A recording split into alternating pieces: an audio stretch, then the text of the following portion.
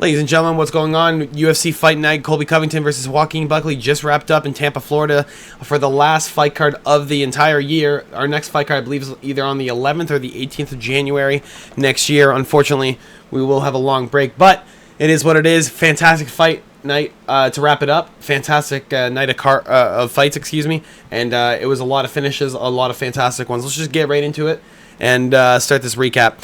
Pierre Rodriguez taking on Josefine Knudsen.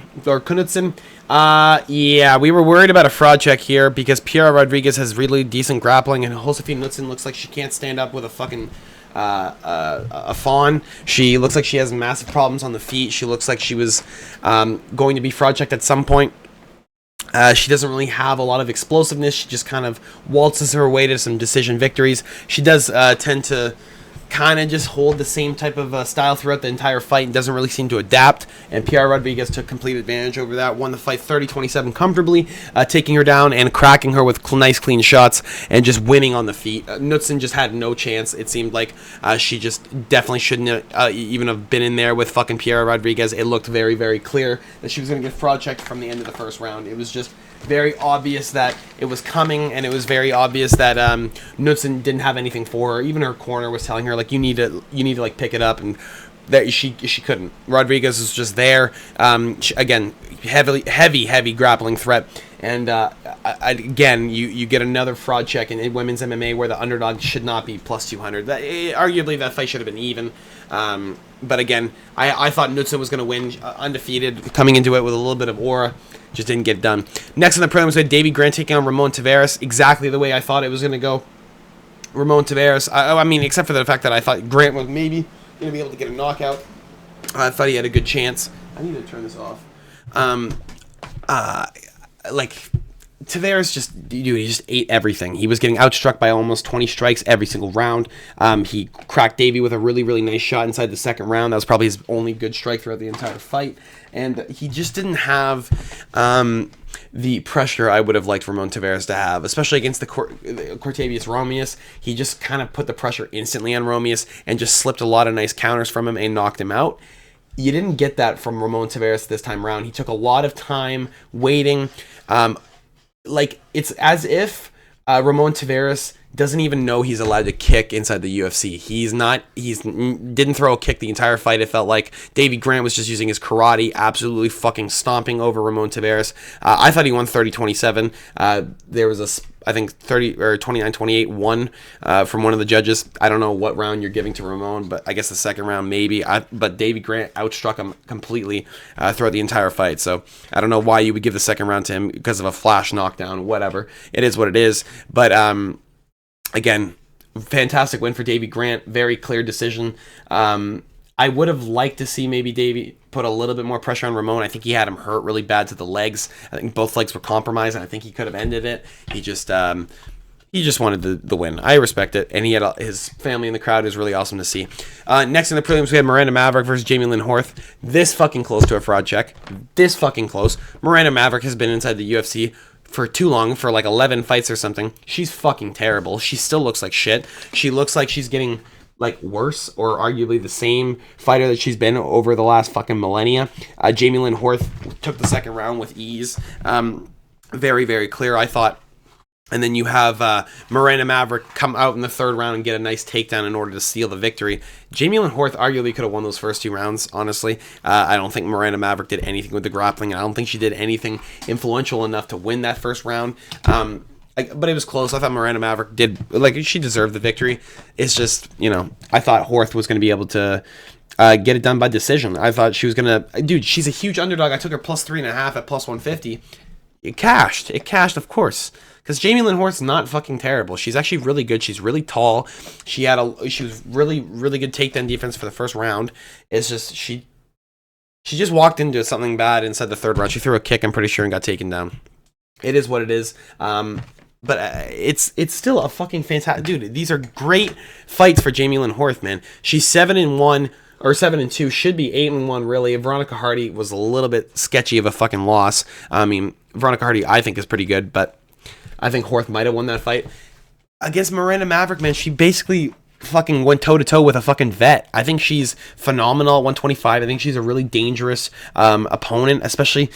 there's not a lot of big fighters like that, man. And you're getting Jamie Lynn Horth, who clearly has good takedown defense, clearly is upping the striking capabilities, and I think she can be really dangerous at 125 if she just gets some fucking takedown defense or some fucking some reps of getting up off takedowns, man. She just kind of held full guard there for a little while and couldn't get out of it.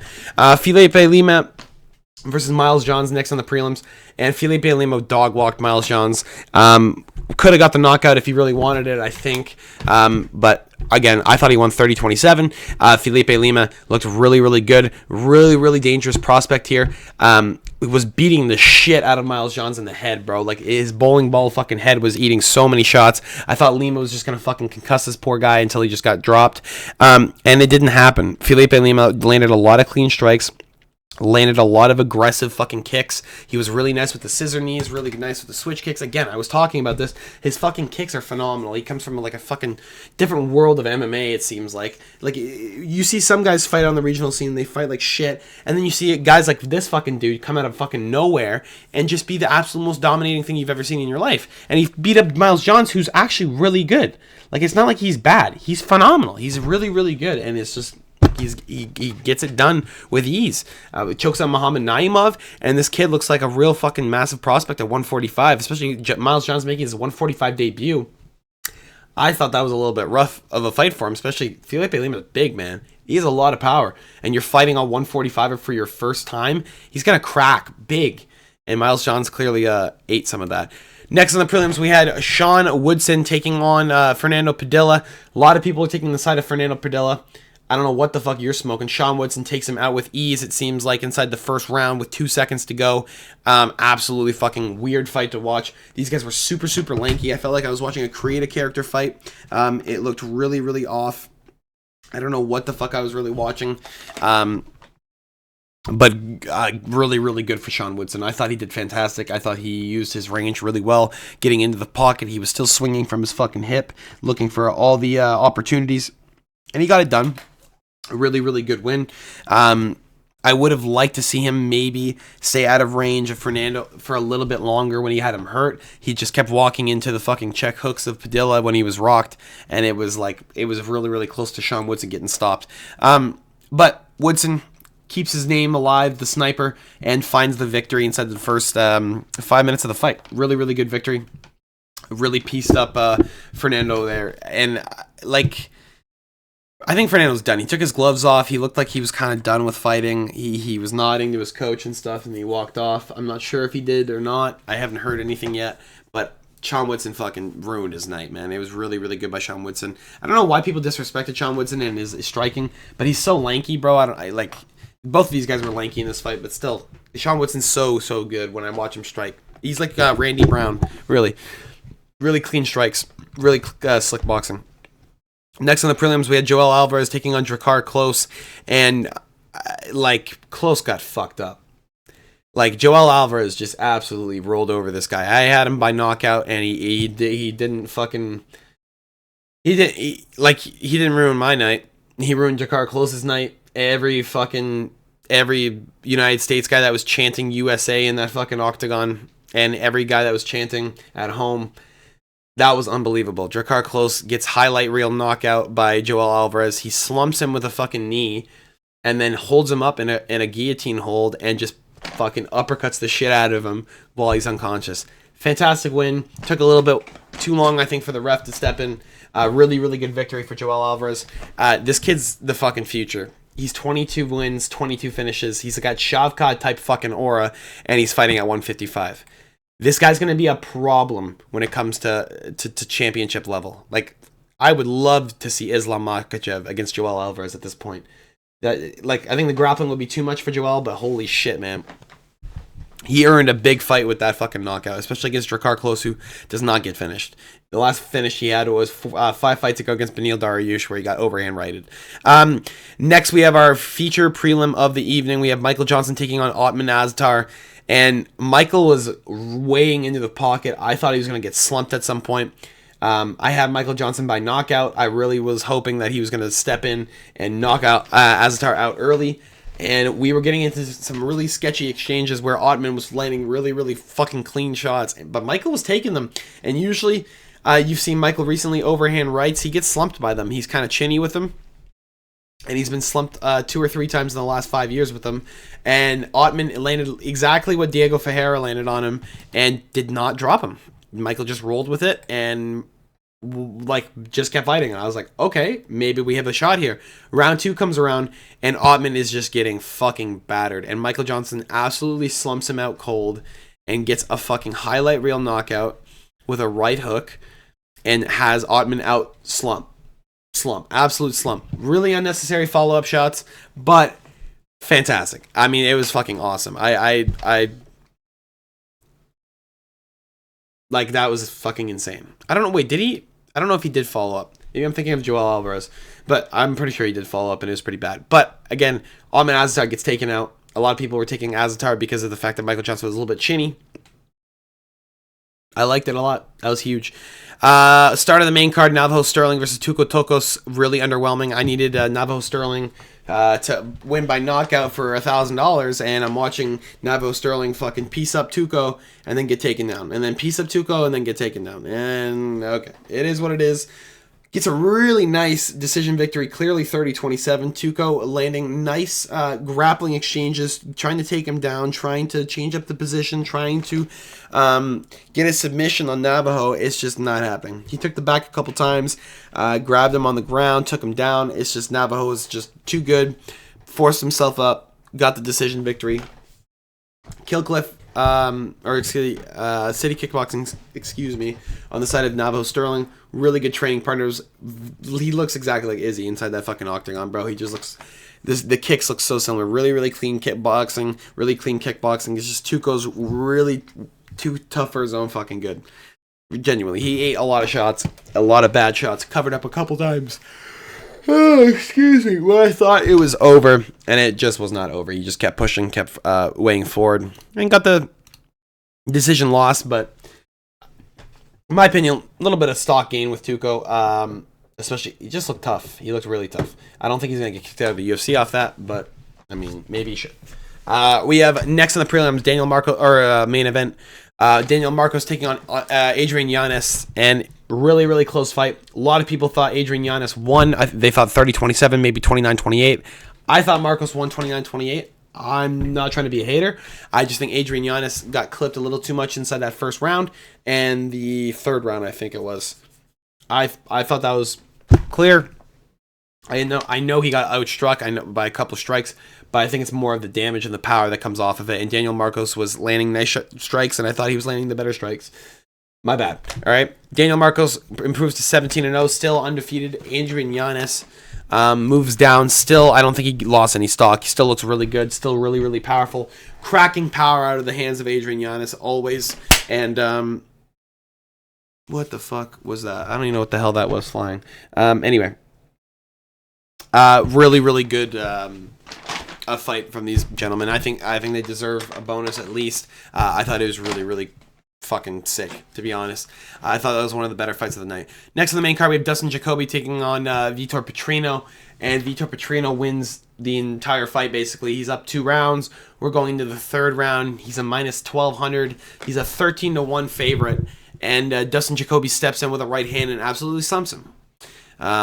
Just puts him out cold. Dustin Jacoby just lands a nice strike, puts him out absolutely fucking flat on his ass, and ends the fight with Dana White pointing at him saying, "You got 50K." It's like, all right, thank you.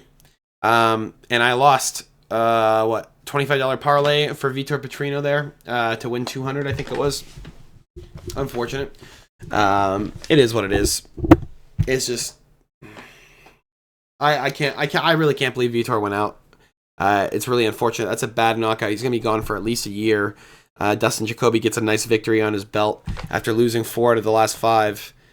And even though Dominic Reyes was able to knock him out, apparently Vitor Petrino is too fucking pillow-handed, or I guess, I don't know what it is. I really don't. I'm really upset about it. It is what it is. Next in the card, we have Manel Kape taking on Bruno Silva. I also had under 2.5 or over 2.5 in this fight, and of course we are 30 seconds away from reaching that, and we do not get it. But we have Manel Kape absolutely styling on Bruno Silva, just too fast, just too clean.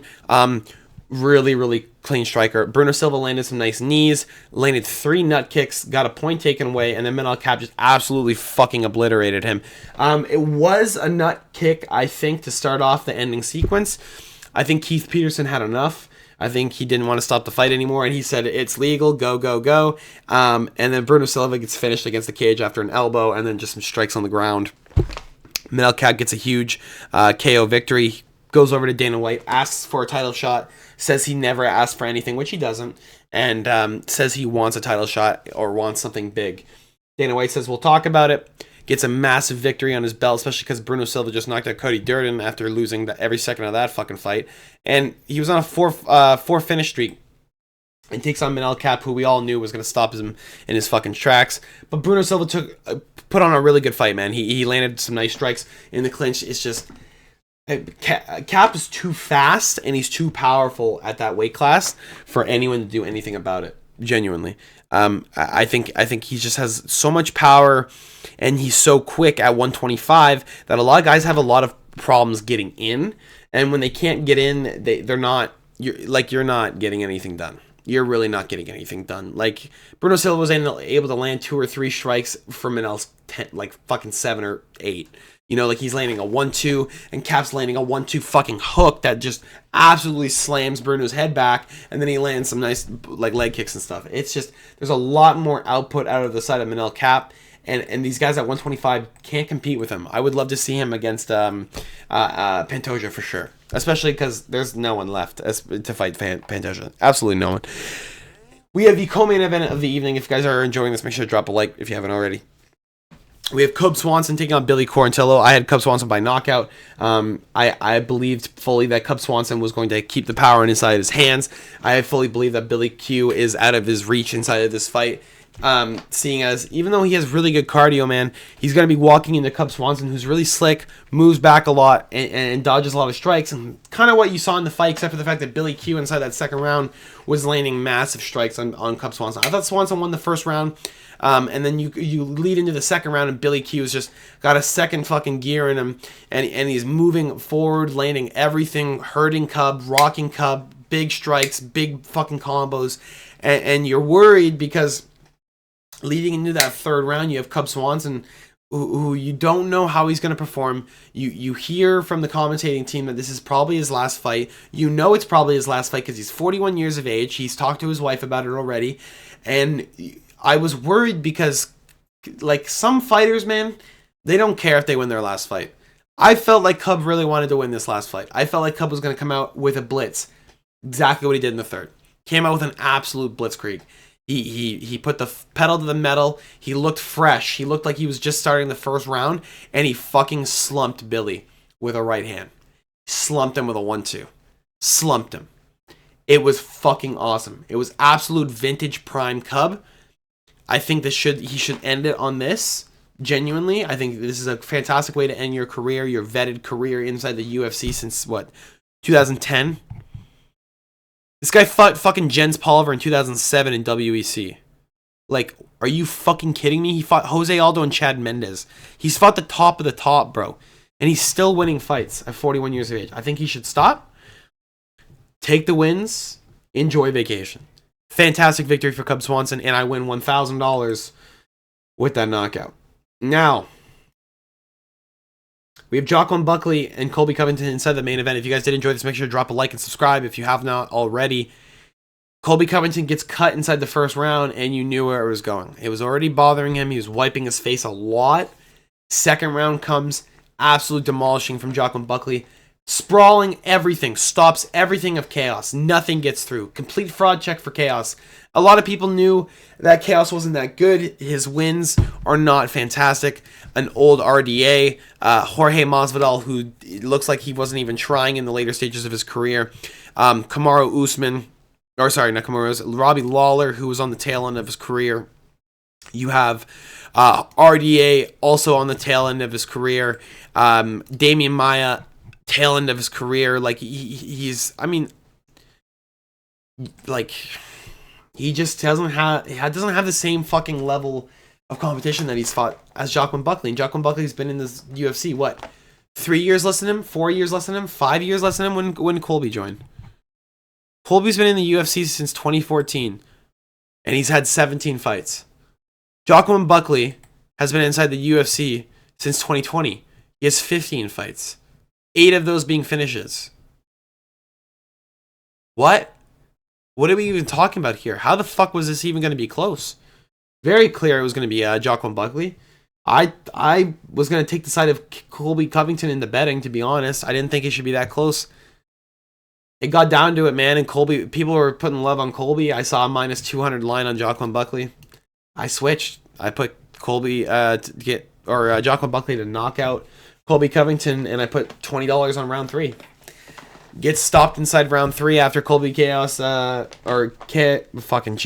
Covington's eye is just hanging, basically. It's going to be ripped off. His eyelid was about to be ripped off, basically. They stop it. After the second round, the doctor warned him, we're not letting this go much longer. Colby's like, okay. He gets the takedown, gets on top, gets a weird scramble, gets pushed off with 20 seconds to go, and Dan Miragliotta steps in and says, we need to check this shit. He looks at it himself, just scours in disgust, and then doctor stops it. Unfortunate way to end 2024 with a doctor stoppage, but I think it's the right call for sure. Colby clearly was losing the fight. Joaquin Buckley is the new Mansa. This motherfucker is on his way to a title shot right now. I think he should fight Kamaru Usman. The crowd agreed. Or Leon Edwards. I think those are the next 2 fights, and then he gets a title shot. That's all I got for you guys today. Hopefully you guys did enjoy. I know it's a little bit short of a recap, but again, it's 1:50 in the morning. I got shit to do. Look at my eyes, man. We got bags.